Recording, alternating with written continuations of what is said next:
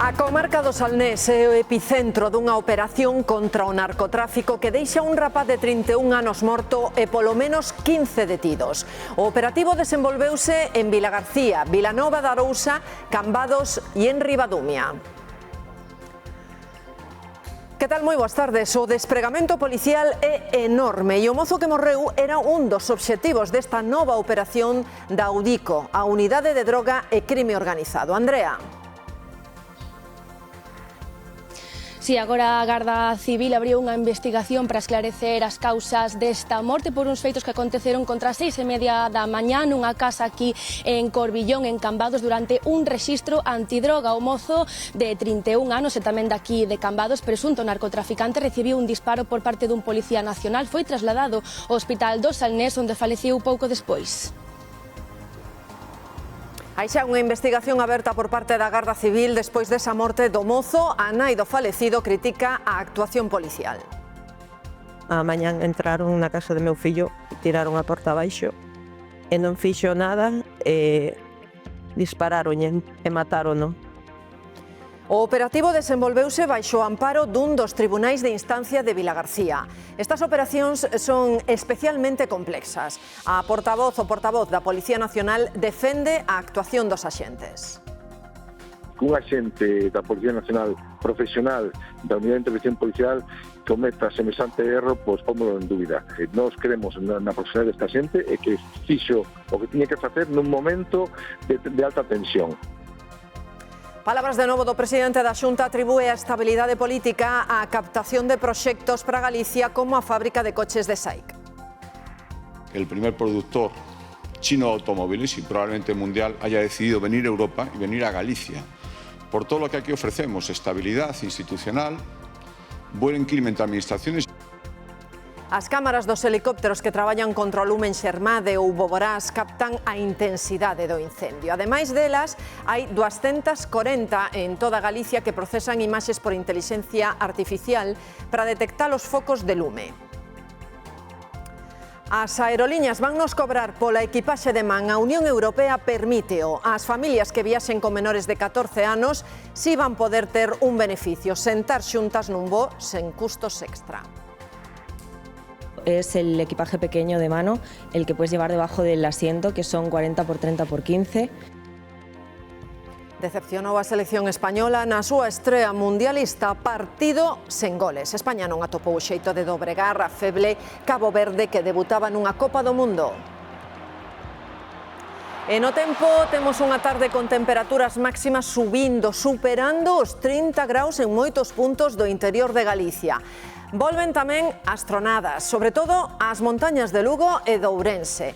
E onde vai haber unha tarde máis fresca será nas comarcas do noroeste coruñés. Ali os termómetros apenas subirán dos 20 graus.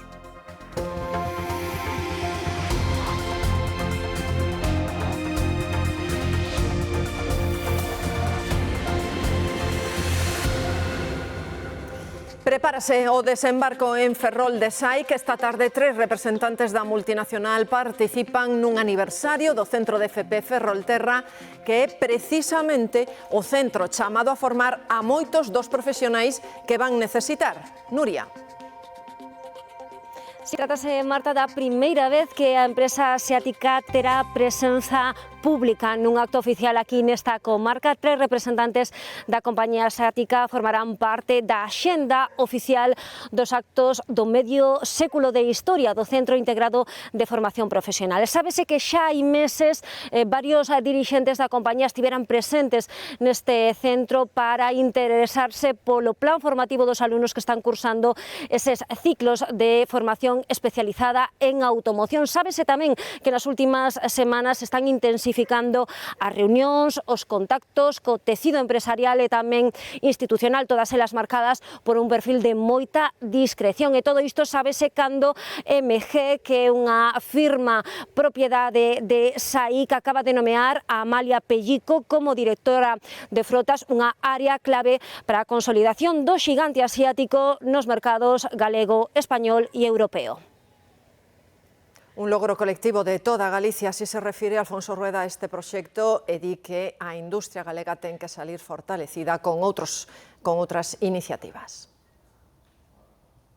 Rueda aposta por aproveitar o potencial de Galicia en enerxías verdes para captar investimentos como o da multinacional chinesa para Ferrolterra. Un gran logro colectivo que una industria como SAIC, el primer productor chino de automóviles y probablemente mundial, haya decidido venir a Europa y venir a Galicia.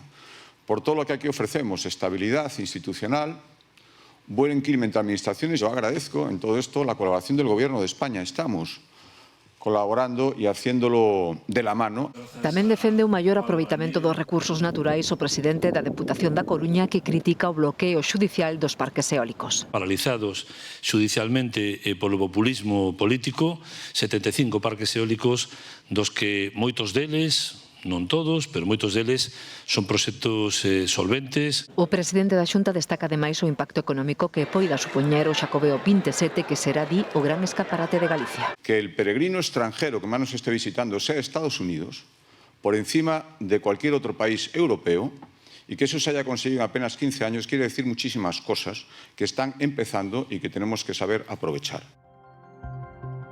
Y nos levantamos, tanto él como yo, de la cama, asustados. Cogió, él se asomó a la puerta y ya se escuchó el tiro. Acaban de escoitar a moza e testemuña da operación desenvolvida en Cambados no marco dun dispositivo contra a droga no Salnés. Tamén falou para a Televisión de Galicia a nai do mozo morto. A redada contra a droga deixa polo menos 15 detidos. Dende primeira hora habían mobilizados moitos axentes da UDICO que aínda continúan, Andrea, practicando rexistros. Sí, Marta, e agora a Garda Civil abriu unha investigación para esclarecer en que circunstancias se produciu a morte deste home, uns feitos que aconteceron contra as 6:30 da mañá aquí nunha vivenda en Corbillón, en Cambados, durante un rexistro antidroga. O home de 31 anos daqui de Cambados, presunto narcotraficante, recibiu un disparo por parte da Policía Nacional, logo tivo que ser trasladado ao Hospital do Salnés, onde faleceu pouco despois. No marco desta operación antidroga, no que xa van polo menos 15 persoas detidas, tamén se están levando a cabo outros rexistros na zona da Arousa e tamén do Salnés, en Vilanova, Vilagarcía, Ribadumia e tamén aquí en Cambados, aínda que poucos detalles trascenderon porque a investigación continúa aberta e tamén baixo segredo de sumario. Acaba de contárnoslo Andrea. Cambados é un dos sitios, en concreto a zona de Corbillón, onde se desenvolveu este amplo operativo contra o narcotráfico en Galicia, no Salnés en concreto. A primeira hora da policía, contra as 6 desta mañá, rexistrábase un inmoble en Ribadumia. Tamén estiveron en Vilanova de Arousa e en varios puntos de Vilagarcía, con moitísimo movimento policial, en concreto en Rubiáns. Entraron para un rexistro supostamente buscando vínculos cos narcos e desatouse a traxedia. Entraron na casa do meu fillo, tiraron a porta abaixo e non fixo nada e dispararonlle e matarono. Así, de simple, disparar e matar. Estaban na cama. El iba a marchar para o mar ás 8 da mañán. E o lamento da nai do falecido, un home de 31 anos ao que non se lle coñecen antecedentes relacionados coa droga. Lamento e denuncia no que coincide a súa parella, a única testemuña. Mi casa es la puerta, ya tiene las escaleras y justo está la puerta de mi habitación. Pues nada, tiraron la puerta abajo, él se asomó por la puerta, ellos ya estaban subiendo y le dispararon. Él se asomó a la puerta y ya no intentó escapar ni nada por el estilo. Pero él no iba armado, no iba nada, o sea, estaba indefenso. Fontes policiais confirman que non houve intercambio de disparos, pero é a Garda Civil quen se fixo cargo da investigación. A ver o disparo veu a judicial, pero da nacional. Fixeron eles a súa investigación, pero ao avisarlle que había fallecido, a xueza que había ali dixo que tiñan que paralizar para que viñeran a Guardia Civil para que, bueno, por si os outros, como son compañeiros, se tapan e agora van a facer. Non está terminado o rexistro. A actuación ainda. forma parte dunha macrooperación contra o narcotráfico da Policía Nacional bastante máis ampla. Houve uns 20 rexistros simultáneos en vivendas do Salnés e da Arousa, algúns máis discretos, como este nun piso do centro de Vilanova, nun edificio de 3 plantas con entrada por unha rúa estreita. Decartáronse os veciños que recoñecían que levaran un bo susto e pouco máis. Outras foron máis aparatosas, como a deste chalé en Rubiáns, a vivenda dun histórico, Lino Baloiras, un narco único que aínda está cumprindo condena desde a última redada. Últimamente virono pola casa, suponse con permisos, pero non hai confirmación oficial de se hoxe estaba dentro.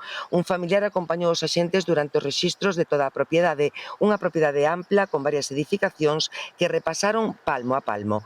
A trasfega foi constante da casa ao garaxe e os coches. Levaron alo menos 3. Houbo apoio por aire e rastrexo de cans. O rexistro prolongouse durante horas e a operación aínda non se dá por pechada. Con todo, falase duns 10 detidos e duns 20 rexistros. O operativo policial de loita contra o tráfico de drogas está dirixido por un xulgado de Vilagarcía. Son operacións moi amplas e moi complexas. O voceiro dos policías defende a actuación dos axentes. Un axente da Policía Nacional profesional da Unidade de Intervención Policial cometa semejante erro, pois pómolo en dúbida. Nós creemos na profesionalidade desta xente e que fixo o que tiña que facer nun momento de alta tensión. Nestes momentos está aberta esa outra investigación por un homicidio imprudente ata que se aclare todo o acontecido nese domicilio de Cambados con resultado de morte dun rapaz de 31 anos. Outro dos puntos clave do despregamento é Rubiáns, en Vilagarcía. Mar. Sí, pois polo que sabemos aínda continúan eses rexistros que comenzaban de forma simultánea a primeiras horas da mañá en varias localidades do Salnés, aquí en Vilagarcía, por exemplo, na rúa San Roque, pero tamén en Ribadumia, Vilanova ou Cambados. Leva a operación este golpe contra o narcotráfico, xulgado número 1 daqui de Vilagarcía, coas forzas especiales da UDICO 2 en base en Pontevedra. Axentes especiais que levaron a cabo rexistros durante toda a mañá nun operativo que está declarado secreto polo xulgado. De momento non trascenderon o número de detencións, aínda que fontes próximas á investigación si nos indican que pode haber varios detidos, polo menos nestes momentos, nunha operación que continúa aberta. O falecido, xa lles dixemos, é un mozo de 31 anos e un dos investigados nesta operación. Recibía un disparo no ombreiro e malia que chegou con vida ao Hospital do Salnés, pouco despois falecía Mónica. Ao redor das 7:30 da mañá chegaba a este servizo de urxencias do Hospital do Salnés o mozo de 31 anos de idade que presentaba unha ferida de bala. O home recibirá o proxectil durante ese tiroteo registrado nese operativo policial contra a droga no lugar do Corbillón, en Cambados. Malia a rapidez da asistencia hospitalaria coas atencións de emerxencia do equipo, a súa situación empeorou ata se converter en crítica e faleceu sen que poideran salvarlle a vida. O mozo era un dos investigados nesta operación contra o tráfico de drogas. Partido Popular e Junts piden a Pedro Sánchez que convoque eleccións. Queren forzar os socios a posicionárense. Esta semana van votar no Pleno do Congreso unha emenda reclamando un adianto. Pedírano varias veces. S'han de convocar eleccions. Pero nunca por escrito. Agora Junts acaba de registrar unha emenda a unha moción do PP en que lle pide a Pedro Sánchez que adiante as eleccións. Si hemos hablado con Junts, no hemos hablado, ha sido casualidad. Porque tamén o PP registrou nas últimas horas unha emenda semellante. Os socialistas non cren nas casualidades. Non sei se en paralelo ou en convergencia. Pero saia unha ou outra, se va a tener que votar de facto unha cuestión de confianza. A manobra colleu por sorpresa o goberno. No comparto ese planteamiento que hace Junts. Votarase no pleno desta semana e forzará aos socios a posicionarse. A nosotros no nos parece que en este momento sea adecuado tener elecciones generales. Aguantar para nada es tontería. Si Pedro Sánchez pierde esta votación, va a tener que convocar elecciones generales. Pedro Sánchez polo momento descártao. Le corresponde a él en exclusiva decidir cuándo se convocan. Es decir, ni Junts, ni el PP, ni el Congreso de los Diputados puede adoptar esa decisión.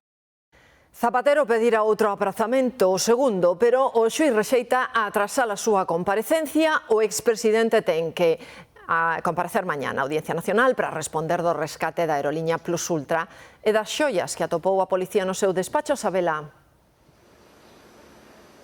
Exacto, Marta, polo tanto mantense a data prevista das 8 horas. O expresidente do Goberno, Rodríguez Zapatero, ten que declarar e respostar as preguntas aquí na Audiencia Nacional do xuiz Calama. Por que pedía a defensa de Rodríguez Zapatero un adiamento e que mañá non se lle preguntara ao expresidente do goberno polas xoias? Bueno, pois porque a tasación desas xoias, lembremos, 1.300.000 euros, chegoulle o xuiz Calama o día 12 de xuño, hai nada. Ese mesmo día ampliouse a investigación e acusouse a Zapatero de 2 novos delitos, un presunto delito fiscal e un presunto delito de contrabando. Entón di o seu abogado que non lle dá tempo para preparar a defensa sobre eses 2 novos delitos. Pero que lle responde o xuiz Calama? El di que o valor das xoias dá exactamente igual, é o de menos, porque esa incautación desas 100 pezas, lembremos, levouse a cabo xa un mes. O 19 de maio, os investigadores da Policía Nacional atopaban no interior da caixa forte do despacho de Rodríguez Zapatero esas 100 pezas que agora sabemos están valoradas en 1.300.000 euros. Polo tanto, o xuiz Calama di que ese mes foi tempo de abondo para preparar a defensa e ademais engade que se a defensa de Zapatero quere engadir nova documentación, pode facelo máis adiante. Polo tanto, mantense a data prevista, mañá ás 9 da mañá. Rodríguez Zapatero está citado aquí na Audiencia Nacional para falar do rescate de Aerolínea Plus Ultra e tamén para dar conta das xoias atopadas no seu despacho. Si, Isabela, e hai tamén moita expectación coa comparecencia esta tarde dentro dunha hora, ás 4 no Senado, da directora da Garda Civil. O informe da UCO apunta a que polo menos tivo 3 encontros con Leire Díez.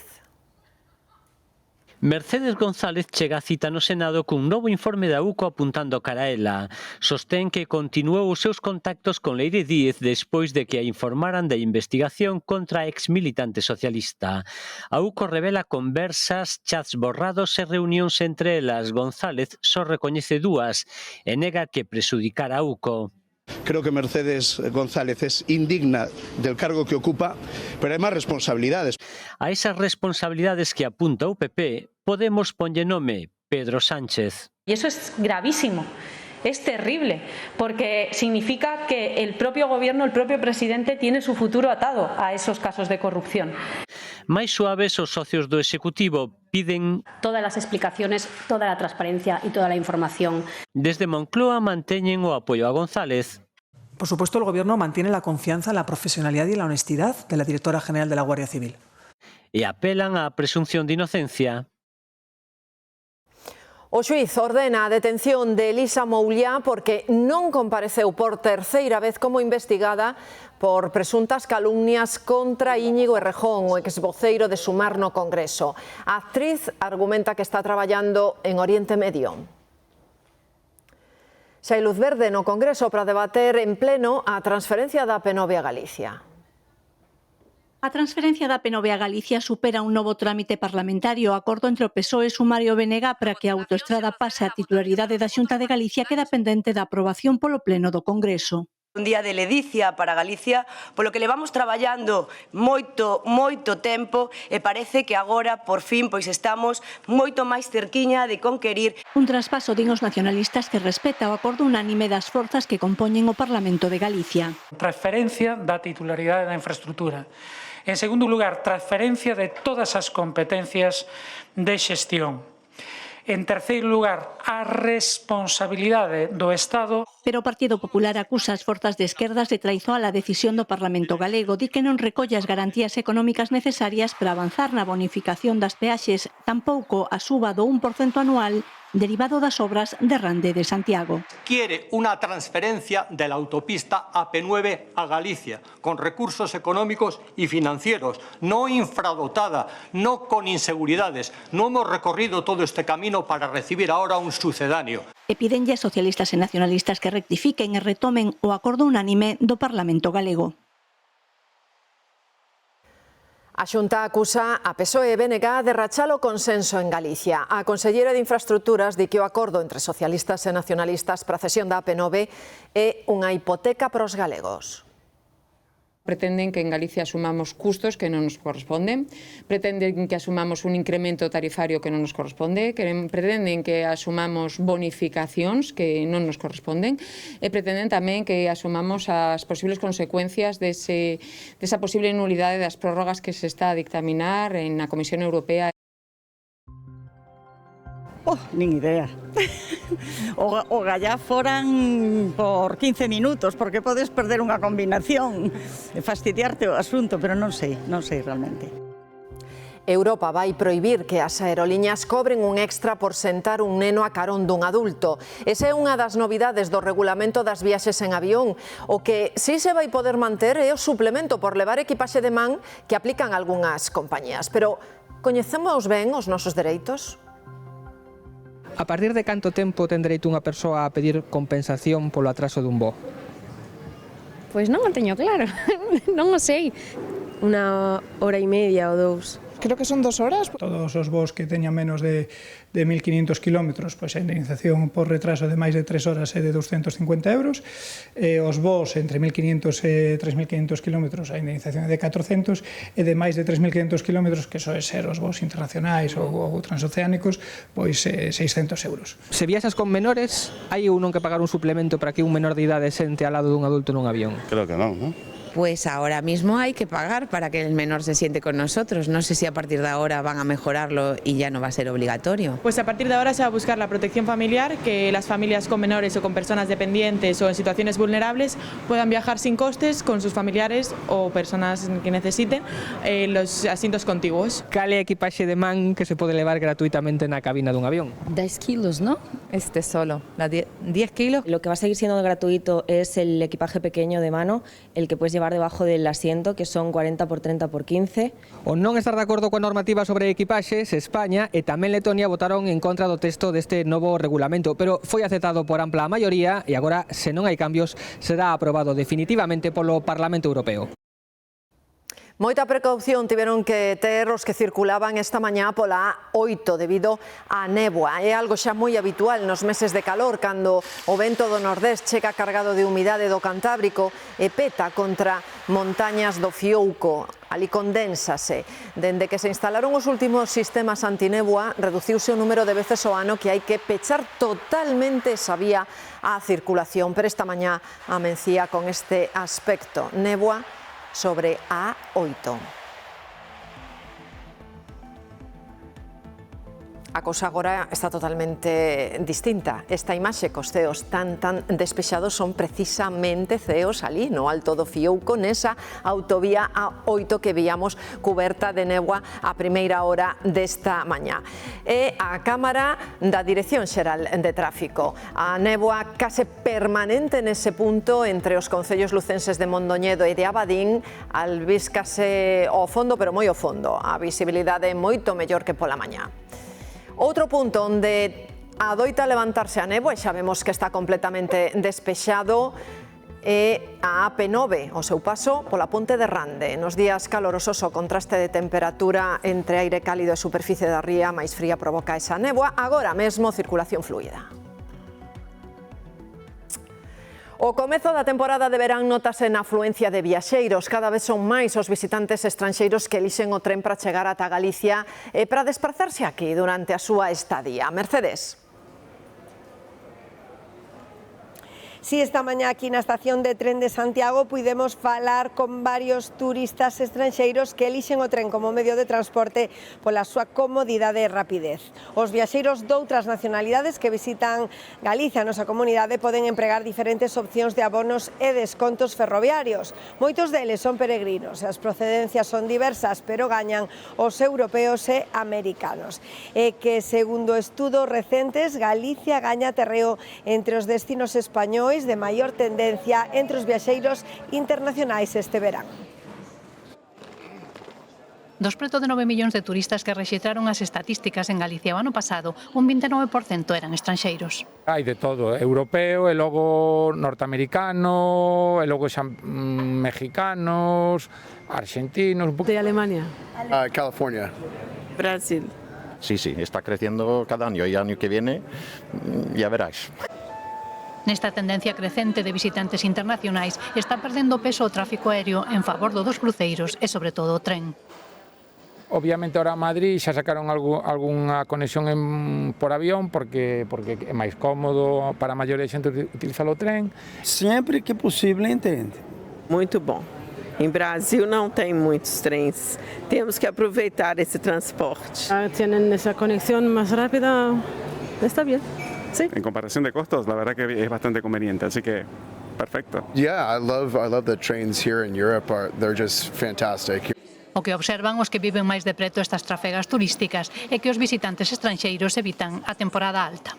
Sí, antes do verán e despois do verán suele vir máis proporción de estranxeiros que de nacionais. Quizáis porque o turista estranxeiro, sobre todo penso que en americano, intenta evitar as vacacións aquí.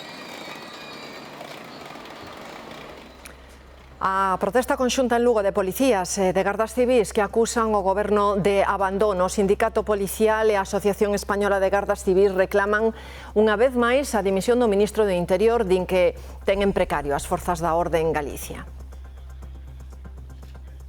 Estamos ante unha situación que é un verdadeiro desastre e o vai pagar a ciudadanía porque nós chegamos hasta onde chegamos e se non nos dan medios, se todos son problemas, se non nos vemos protegidos a hora de realizar noso traballo, é moi difícil traballar así. A nova xornada de folga de médicos contra o Ministerio durará toda a semana. Os sindicatos advirten de que siguen coas protestas no outono se non desencallan as negociacións. Na Consellería de Sanidade están de celebración. O 061 cumpre 30 anos. O Servizo de Emerxencias atende máis de 3.000 chamadas diarias.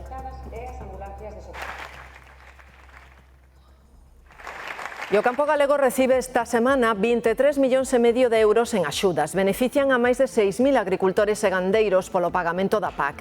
Con ese abono complétanse as transferencias da campaña do ano pasado. Pero as cousas póñense difíciles para os seguintes exercicios. Bruxelas quere recortes nas axudas da política agraria común entre 2028, María, e 2034.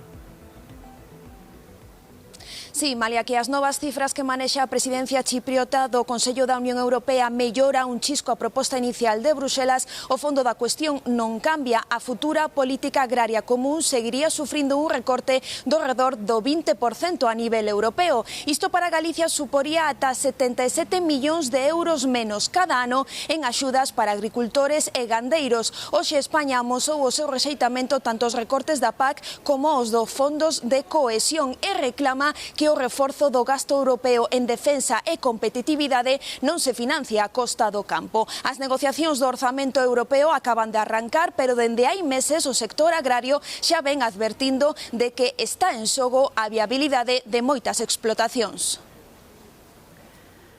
E haberá fondos europeos para construir unha xigafactoría de intelixencia artificial. Vai estar en Tarragona e Madrid. Se trata de una candidatura multisede con ubicaciones en Morala Nova, en Tarragona, y San Fernando de Henares, en Madrid. Esta inversión es una apuesta del Gobierno de España por la soberanía tecnológica, la reindustrialización y el liderazgo en formar una inteligencia artificial fiable y sostenible. Continúa a macrooperación contra o narcotráfico no Salnés. Polo menos van de 15 detidos. Dende primeira hora movilizábanse axentes que continúan nestes momentos practicando rexistros. Andrea. Sí, Marta, continúan os rexistros na zona da Arousa, tamén do Salnés, nunha operación na que tamén a Garda Civil abriu unha investigación para esclarecer en que circunstancias se produciu a morte dun home, un home de 31 anos contra as 6:30 da mañá, aquí nesta zona de Corbillón, no rexistro dunha vivenda. Este home de 31 anos, como dicimos, un presunto narcotraficante, recibiu un disparo por parte dun policía nacional, logo foi trasladado ata o hospital do Salnés, onde faleceu pouco despois no marco desta operación antidroga, no que xa foron detidas polo menos 15 persoas. Como comentaban, continúan os rexistros na zona da Arousa, tamén na zona do Salnés, en Vilanova, Vila García, Ribadumia e tamén aquí en Cambados. Son poucos os detalles que trascenderon porque a investigación continúa aberta e tamén baixo segredo de sumario. Ese despregamento policial con rexistros, con detencións, reabre o foco sobre unha comarca que leva décadas na primeira liña da loita contra o narcotráfico. Hai menos de 2 meses, outro golpe ao narcotráfico sacudía o Salnés, con rexistros simultáneos en Vilagarcía, a Illa, Vilanova e Caldas. 11 detidos que vendían droga por kilos tanto a nivel autonómico como estatal.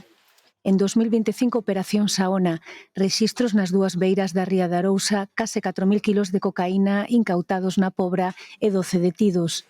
E do ano anterior, 2024, destacou a Operación Alia. Tamén no Salnés pasou a historia coa maior incautación de diñeiro en efectivo procedente do narcotráfico, máis de 3 millóns de euros en billetes. Están volviendo a una alternativa que es la de esconder en zulos ese dinero como hacían antiguamente. Semanas antes, rexistro nunha nave de Vilaxoán co comiso de varias narcolanchas relacionadas co narco submarino Poseidón. Que fue localizado en el mar esta mañana por un marinero, aproximadamente a 1 milla del punto en que nos encontramos, Vilaxoán. Operacións policiais cada vez máis frecuentes tamén contra a venda de drogas polo miúdo, que hoxe suman un novo capítulo. Un mozo de 24 anos matou en Valencia o logopeda do seu fillo. Entregouse na comisaría e confesou o crime. Dixo que sospeitaba que o logopeda abusaba do seu fillo pequeno de 2 anos. A vítima é un home de 32 anos, o logopeda que atendía ao fillo de 2 anos do detido nunha clínica situada no barrio de Marxalenes, en Valencia. Segundo a prensa local, o pai regresou á consulta antes de tempo e atopou o menor sen cueiro e cos pantalóns baixados. Ao exixirlle explicacións ao logopeda por sospeitar que abusaba do neno, ambos homes iniciaron unha discusión que rematou cando o pai do pequeno sacou unha navalla e acoitelou ao outro home. Despois de deixar o fillo na casa, o presunto homicida de 24 anos entregouse na comisaría de Burjasot, localidade próxima á capital valenciana, onde reside. Aínda levaba as mans manchadas de sangue, segundo confirmaron os axentes que o arrestaron despois de confesar o crime. A arma utilizada, de 15 centímetros de folla, tamén foi recuperada. O detido pasou esta primeira noite nos calabozos da comisaría de Burjasot e probablemente este mércores pasará a disposición xudicial. Aparatoso accidente esta madrugada en Ponteareas. Foi unha saída de vía, un vehículo que caeu por un desnivel e acabou así, emborcando. A condutora estivo consciente en todo momento. Foi ela quen avisou as emerxencias. Liberárona do coche e puido recibir asistencia sanitaria. En Carballo retiraron o tractor en que morreu un home de 64 anos. O home estaba rozando nunha leira da parroquia de Rebordelos. Por causas descoñecidas, o vehículo emborcou e el quedou atrapado debaixo. Arestora, todos os grandes incendios declarados nos últimos días en Galicia están estabilizados. O último iniciábase a pasada tarde en Xermade. Demetrio.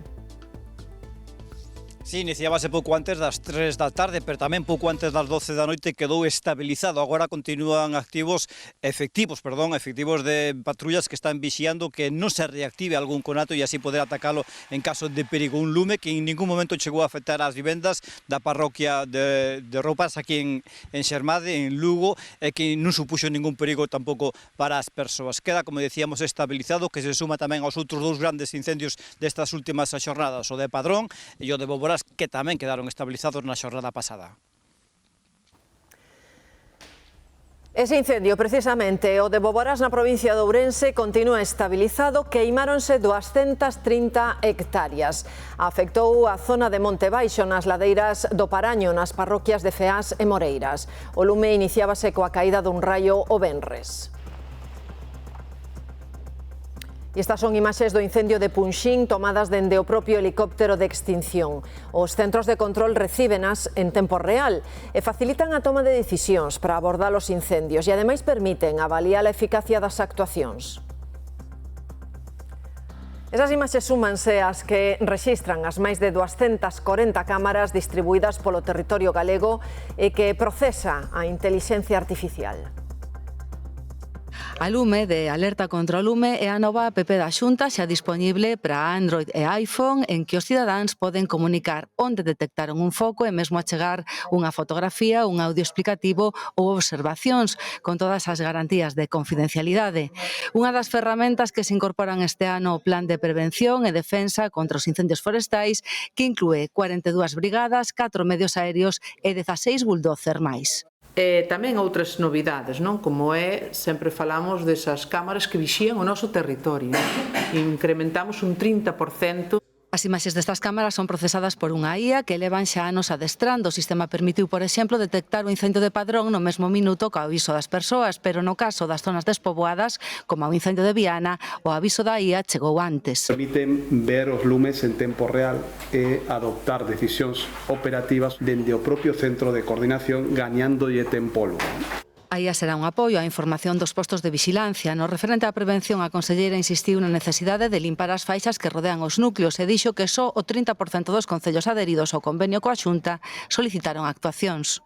Pero solicitar, volvo a insistir, unha actuación hoxe non te exime, porque isto, como digo, non é unha cousa de hoxe para mañán. É un traballo continuado. E lembrou que no visor de faixas secundarias da Xunta están as parcelas que cada propietario ten obriga de ter limpas. Sobra auga, pero o problema é que se teñan toda a noite mangas correndo para fincas, paleiras e se enchan as piscinas todas á mesma vez. Isto é imposible. E o chamamento do alcalde da Gudiña á veciñanza: o consumo excesivo de auga está a provocar problemas na subministración e non é o único concello. Comproban o estado do depósito que suministra a auga Gudiña, abastécese de varios mananciais. Está o máximo de auga, o resto xa rebosa polo tubo este para fora. A pesar de estar cheo, varias zonas da localidade levan días con problemas de presión. E, por suposto, non poden nin por os calentadores nin ducharse. É complicadísimo porque é triste que nos sobre auga e que non podamos facer un uso razonable dela. Alertan dun consumo excesivo polo enchido de piscinas e o rego de cultivos. Non é normal que nunha noite unha casa consuma 8 metros cúbicos de auga. Esas localizadas. No concello veciño de Ríos, o consumo excesivo de auga úneselle unha avaría no bombeo que obrigou a establecer cortes nocturnos que afectan a preto do 50% dos veciños. E se eso non chega, pois faránse cortes por o día, mentre nos arranxa a bomba. Como neste tempo hai bastante consumo, temos un problema gordo. Concellos rurais que instan a un consumo responsable da auga para evitar problemas na suministración habituais coa chegada do bo tempo. Con ese bo tempo e antes das rebaixas do verán, buscamos as mellores ofertas nos mercados ao aire libre. Sí, antes había moito 5 euros, 10 euros, e agora cando ven o brao suele haber tamén, pero no inverno non hai tanta ganga. Os mercados que rexorden ao aire libre enchense de veciños, tamén de turistas, buscando produtos de calidade a moi bo prezo. Como nos gustan os mercados? Pasar a mañá, porque se pasa ben, sempre picas algo. A mí los mercadillos me encantan porque hay muchos puestos, se mira. Paso tempo por aquí un rato, si ves algo que te interesa, pues cómpralos. Neles podemos atopar case de todo. Estos de tienda y hay calidad también. Y por eso la gente viene porque va a comprar muchísimo más barato. A cada posto unha oferta irresistible. Moito 5 euros, 10 euros. En calidad é barato. E xa hai aquí rebaixas e rebaixas. Así, difícil non picar. Comprei unha cousa que non se pode enseñar. Logo. Todo se poderá enseñar, logo digo eu. Mira, unha braguita, oye, pois é cousa que hai que poñer, ou? Sí, ou un vestido, unha camiseta, ou uns zapatos, ou... O peor, cando chega a hora de probar, sobre o asfalto ou a ollo. Consigues de todo, de comer, de calzado e de roupa. Os mercados son máis que un espazo comercial, forman parte da identidade dos povos. Queda unha semana pro día de San Xoán e se aínda non sabemos que poñer para unha noite tan especial, pois algunha marca galega, Inditex, ten unha nova colección camisetas e suadoiros con frases e debuxos precisamente dedicados á festa. Son pezas versión galega que reproducen frases como polo San Xoán, a sardiña molla o pan ou noite meiga.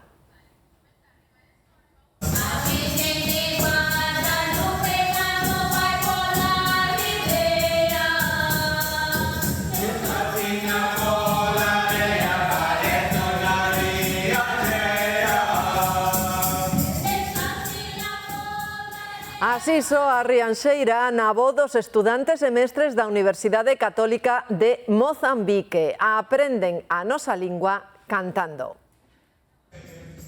Son estudantes da Universidade Católica de Beira, segunda cidade máis poboada de Mozambique. Participan nun seminario de estudos galegos e válense das cantigas populares para aprender a nosa lingua.